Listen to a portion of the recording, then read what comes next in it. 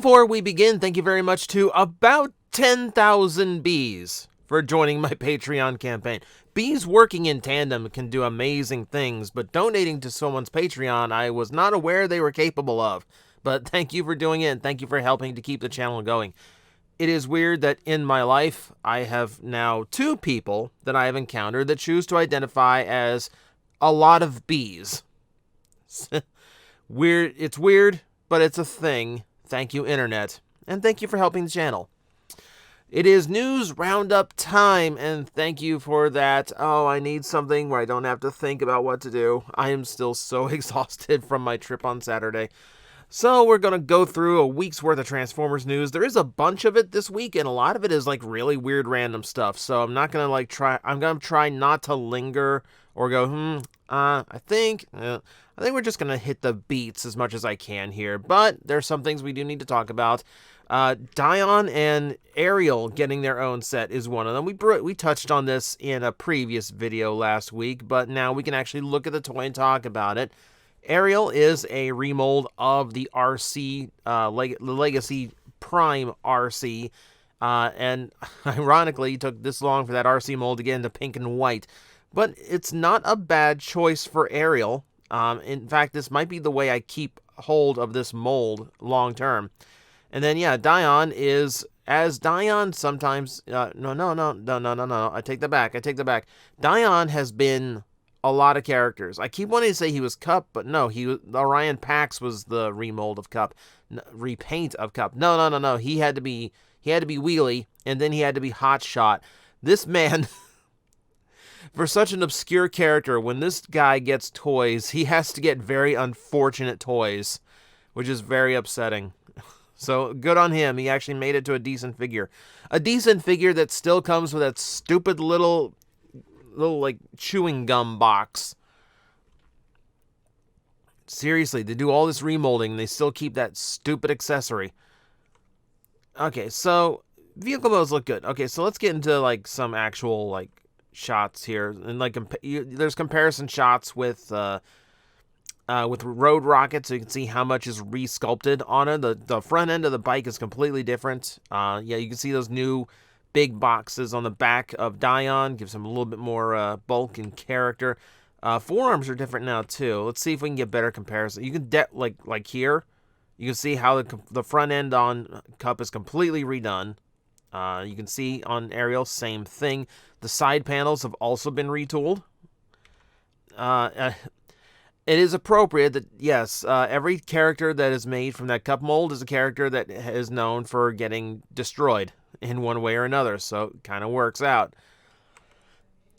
Didn't put him with a right Orion Pax mold though. Like it's an interesting set. Just for the fact that like Hasbro seems like they can do just about anything these days as far as obscurity goes. So cool that we're getting it. I do think I will probably pick these up, if only for how far back they go. You know, and just something about having the entire War Dawn trio, it's going to be kind of interesting. Though 2 of them being the same mold, that's a little bit weirder. All right. We finally got that Holiday Optimus Prime in a brand new color scheme. By brand new, I mean the same old color scheme Optimus Prime always gets. We were promised he'd be released in traditional colors, and here it is, the VNR Optimus Prime. Hasbro's not allowed to say where this thing came from because of like contracts, legals, etc. But we pretty much know this was supposed to be the Amazon exclusive Amazon Optimus Prime, and then this is all backup plan from there just to get the mold used. So it's a standard. It's a pretty different looking box. It's got kind of a blueprint aesthetic to it, which is a little bit different. But the toy itself is pretty much your standard Optimus Prime. The colors are laid out pretty much how they always are laid out on Optimus Prime, which is not a surprising choice, but maybe a disappointing one. I think I was, and a few others were among those that really hoped this would end up being an homage to G2 Hero Optimus Prime, because it is a similar shaped truck cab. And yeah, I just kind of wish they would have done, because it transforms so differently, I kind of wish they had done something different with it. But I get it. It's the familiar Optimus Prime design and look. It's the one that's going to sell, and Not gonna lie, I'm probably going to go for this version. If only because I've heard the mold's really good. I did not want an Optimus Prime holding a candy cane. Simple as that. No release date, as far as I know. But we'll keep an eye out. We'll keep an eye out because the listings are up. The packaging is done, so it shouldn't be too long. All right.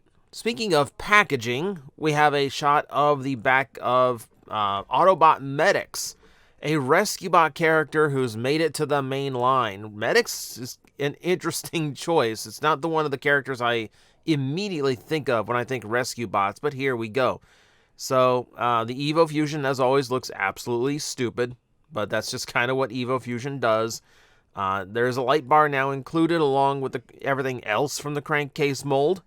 It's not a bad look. It's not a bad look, and that's not a real bad toy either. So it's gonna be nice. It is another in a long line of traditions of Transformer ambulances that really do not look like ambulances. So we'll just assume it's some kind of like first responder vehicle and leave it at that. We don't have a shot of the front of the box. It's just the back, but we kind of basically know what the front's going to look like. It's more just cool that, yeah, Legacy is willing to tap just about everything as far as Transformer history goes, including this. Expect it to be a Walgreens exclusive like all the other medical vehicles, which means Minerva, depending on your area, will either be all over the place or next to impossible to find. One or the other. And speaking of skids remolds, here we have Dia Burnout from the Masterpiece line. I don't go for Masterpiece really anymore, but I got the red version of this one, and it's not a bad mold. It's not a bad mold. Like, it's not overly complicated like a lot of Masterpieces tend to be. It reminds me more of like that nice middle ground where they're doing like Sideswipe and Prowl. Kind of feels like one of those releases. It's not a bad figure. So if you want it in black with hits of red, then that is your option now. Comes with a G2 logo if you want that, which is an interesting choice. Comes with a hologram pilot and the little like mini bike that stores in the back. It's not a bad look. It's not a bad look. It's kind of like Skids and Trailbreaker had a kid and didn't tell anybody, but you know it's fun. It's another of the weird Diaclone reissues, or not a reissue, but like, you know what I mean. It's another weird rebirth of a Diaclone design. Hopefully it goes well, because sometimes those Diaclones don't. We'll see. All right. Takara, while we're talking about Japanese toys, Takara showed off a ton of the Rise of the Beast release that they are planning, but theirs included a bunch of stuff that we haven't gotten reveals for here in America yet. There's Rhinox using his butt as a chain gun, as we know from the original cartoon. It's his most lethal weapon. And that squatting pose is not helping that reference. I'm sorry. I did not know that photo was coming up. We'll leave you to do what you're doing, and then we'll move on to our off-road Bumblebee. This is all like real simple stuff. This is just mostly like, you know, little kids, simple Transformer toys. Nothing overly complicated going on with any of these. We got to look at so there's that battle armor gimmick that he took from Cyberverse. So it's still weird it's so weird that they actually brought that back. We've seen these. Those are spotted in the U.S. now, by the way. So those are now available. Where we go here? And then we have the tiger that turns into a bow gun. I still can't remember the name of the weapon figures, so you'll excuse me if I just kind of skim by those. And just to hide my lack of memory. All right, the wolf with the chainsaw. We know that one. We've seen that one. So we just got to look at Scorponok the other day, who's actually symboled as a Predacon, not a Terracon. So I don't know if Predacons are in the movie or not, but we are getting Predacons with this series. And his Scorpion mode, about what I figured. It's pretty simplistic, not a whole lot of bells and whistles to it. And then his Sand Spear, I do remember the name of. He just kind of lays flat and sticks out backwards, and that's his thing. It's more fun that you get two Scorpions in one package on that set, honestly. Okay, we're getting into more complicated Bumblebees. I believe this is going to be like the mainline deluxe. So, because a little bit more involved, it's using its brush guard just to beat you with. That's kind of an amusing take. Cheetor we've seen. Where's the stuff we haven't seen? That Air Razor is still awesome, by the way. I still love how that looks. I've seen people that have already customized it in Energon Dive Bomb, and like that's the exclusive that needs to happen. It looks so good. I love how this toy works. Yep, flip changers. Here's where we get into a little bit of new, because they did do a flip changer Night Beat or Nightbird that we have not seen yet. So that's one. She looks like she's broken in half on that third shot. So I'm not sure exactly how she transforms. But I still haven't gotten one of these little flip figures. I still haven't found one that I actually like really like the look of. She's not bad though. That would not be. Random comic book shot. I didn't know that was in there. Smash Changer, we've seen. Smash Changer, we've seen. Ooh, we have Scourge, which looks. He almost looks like a he almost looks like a retool of Optimus. In fact, I'm gonna say he is because he's got the same collar around his head. All right, so yeah, Scourge with a Smash Changer as well. Yep. All right. So at least that line's continuing. There's the cheetah turns into the blade. Can't remember if we saw that one or not. Man, like there's so many different toy lines going and all blurring together. That's starting to get hard to keep track of. I do not recognize the alligator that turns into a cannon, which is, if you think about it, a weird way of homaging the original Beast Wars Megatron. I believe that's the last one. Yeah. So there's just the group shot. So a few little new ones there. And I probably should have sorted through so we didn't see so many repeats. But there you go. There's a ton of toys coming out because there's a new movie. I didn't know if you realized this or not. Speaking of the new movie, we do have CG images of other characters who shall be appearing, including Transit. Someone told me this was actually a bus transformer, and I've not seen any proof of that. But with the name Transit, that would make sense. I love the look of this one. Not gonna lie. Probably because it looks solid enough. The bug head is cool. And like the big hammer arm, that helps it out too. Yeah, if this actually gets a toy that actually looks somewhat like this, I would not mind. If it is a bus, that would be cool. Speaking of, how about a Volkswagen bus? I've seen someone just like lose their mind over this guy again. It's like, I can't believe they did this to Wheeljack.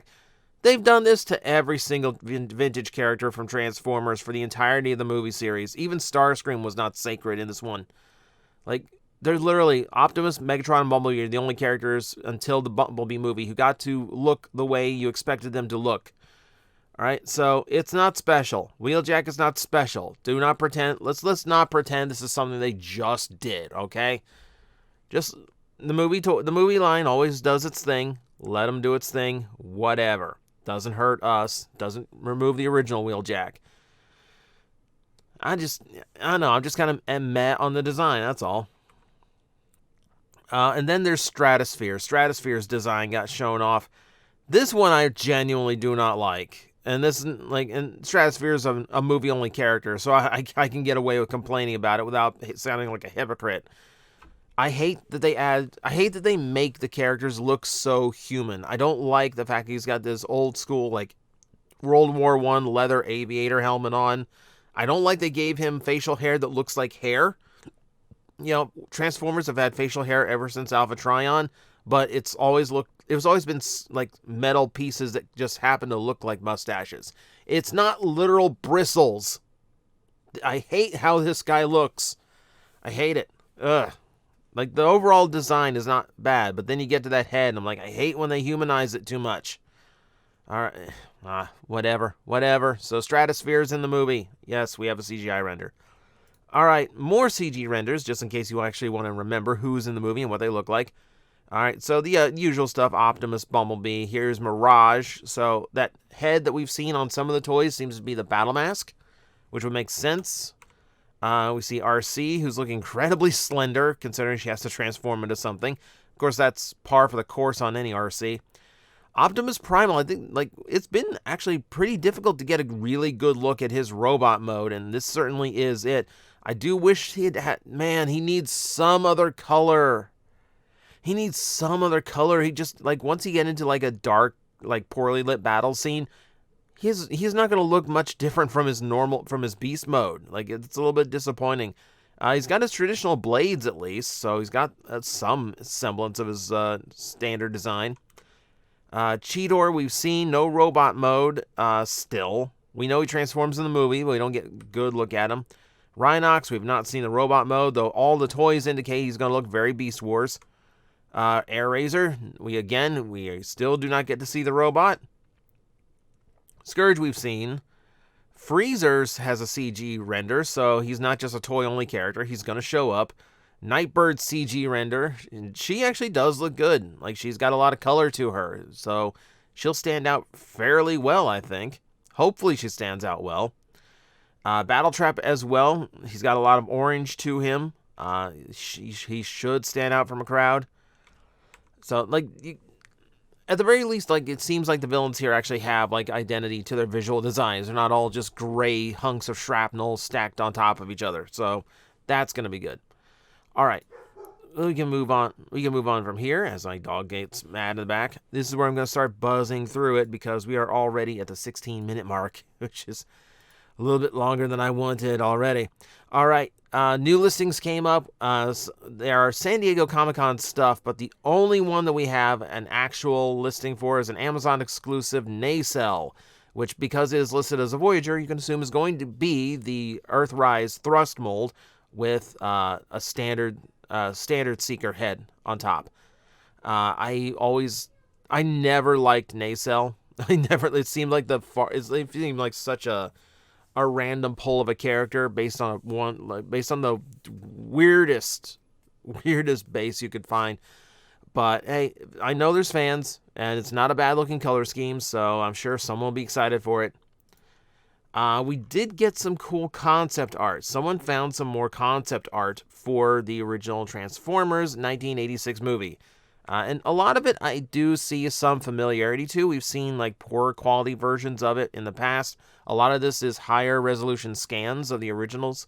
So really cool to see. You get, like, the inner shots of Unicron. You get, like, shots like this, which was like a command satellite on Cybertron, which we never got to see in the movie. So a lot of this is cut material. You see the brain for Unicron, that made it into the movie.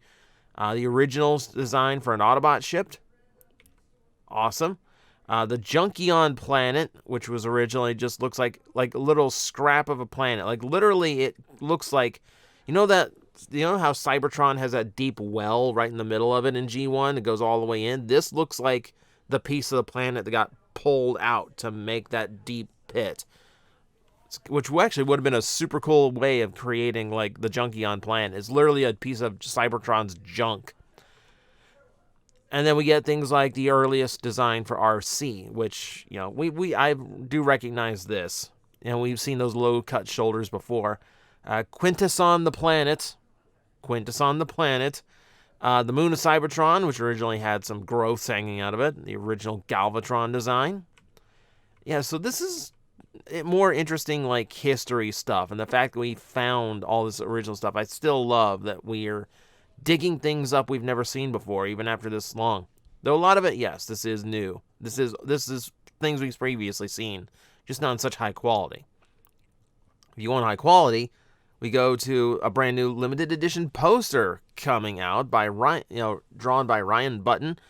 Anytime we talk about a poster on this series, I start thinking back to that one poster we talked about that got called out very quickly for using a lot of reused and traced assets. It's not hard to just draw robots, right? If you're talented as an artist, just draw the robots. What makes me happy about this poster is generally they try to focus Optimus Prime with the Matrix up front on a lot of these days. I'm happy this one actually has Rodimus Prime at the front. They actually kind of acknowledge the main plot of the movie rather than just try and get people to buy another Optimus Prime thing. So this is cool. I actually really like the look of this one. Not enough to go for it. Limited edition posters are a little bit more expensive than I want to spend money on and I don't have the wall space anyway. But it's cool for those who are after such things. So you remember that gigantic Optimus Prime, like one kit per month at a time box we talked about? Yeah, a different company is doing one for the movie Optimus Prime. It's not as extravagant. It's 23 inches tall, not 38, and it's it's using plastic and die cast, so it's a little bit it's probably gonna be a little bit on the cheaper side. Not to say this thing's gonna be cheap, because these like mail away model kits are never cheap. There's no price on it yet, but it does look really, really impressive. And for a movie Optimus Prime thing, it's gigantic and really, really impressive looking. It's another big model if you are into such things. Let's get into a lot of small stuff right now. We can kind of like zip through this and wrap it up. I don't have like a big weird topic, this big weird thing that got announced that we can bring up, but we can talk about some oddball things. We have new Energon Axe and new Energon Sword. It's a little foam roleplay weapons for those who like to collect their oddities. Missed opportunity to hide really weird things in Cybertronic glyphs. But hey, not everyone can think of these things. It's left to me to think about these things. In Japan, if you spend 5,000 yen on your Rise of the Beast toys for a limited time, you will be able to obtain this Burning Plasma Blaster, which is a repaint of a Battlemaster from Siege, for free. So it's been a long time since I saw like a limited edition weapon campaign. So kind of cool that they're bringing it back. And cool that they're doing a transforming one. I've literally seen them just go, here's a gold accessory, have fun. So, yeah, I'm sure there's someone who's going to be after that. I'm sure that's going to be sought after for how tiny it is, because it's just going to be very, very limited. More of these eHobby cards. You remember when eHobby was doing like really weird random repaints, or like painting any Transformer all black and releasing it? Now they're just doing these bio cards, which is odd. All right, so who we have on the list this time? Because they always pull some weird ones. We've got Skyquake and Thunder Clash. All right, so Euro G1 homaging. Action Master Shockwave and Action Master Prowl, complete with his motorcycle. Alpha Trion and Optimus Prime, flanked by many of the ghosts of past primes. You know, the ones that Optimus Prime met in Five Faces of Darkness, the ones that came and talked to Optimus Prime in that famous scene. You remember how I mentioned Rodimus Prime getting overwritten? This is literally Rodimus Prime's most important scene in the whole show, and they give it to Optimus Prime for this card. I hate that. Hate that. Vroom and Pincher. More pretenders. It's such a weird one to pull from. All right, eHobby. All right. I respect the hustle. I respect going deep for it. And Pinch. Vroom looks so weird. Weird. He looks like MODOK. He looks like MODOK with his huge head and his tiny body surrounding him. It's such a weird art design. All right. For more super deformed fun, this Squeezling pack came out. These are these little squishy, soft, little collectible figurines. What's weird about this pack is that it's your standard 4. So it's Optimus, Bumblebee, Starscream, and Megatron. But there's also a blackout color mode, which repaints all of these into similar, familiar decos. None of it goes too extreme. But you know, a black Megatron is something we know. That's been a thing. Starscream ends up looking much closer to Skywarp. So that's a thing. Optimus becomes closer to Nemesis, though there's Black Optimus is a thing as well in Japan. And then, interestingly enough, when we get down to Bumblebee, he doesn't traditionally have a black redeco outside of Shattered Glass Goldbug.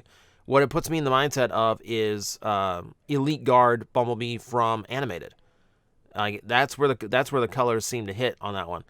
So it's an interesting choice when they could have just given us like 4 repaints of different characters. They go, no, all black. Now we're doing the eHobby thing, all black. All right, moving on. Okay, that weird pullback Optimus Prime we talked about last week, well, obviously a Bumblebee is going to follow. Again, he's got a piece of his door hanging off his arm, even though his door is still clearly there. It comes across looking like he's driving a go-kart of himself, which might be the intention. But yeah, that makes 2 of these available. So now you can actually, like, race your 2 favorite Autobots against each other. Unless these aren't your favorite Autobots, in which case you're going to have to wait. I don't know if they'll get around to yours, but hey, you never know.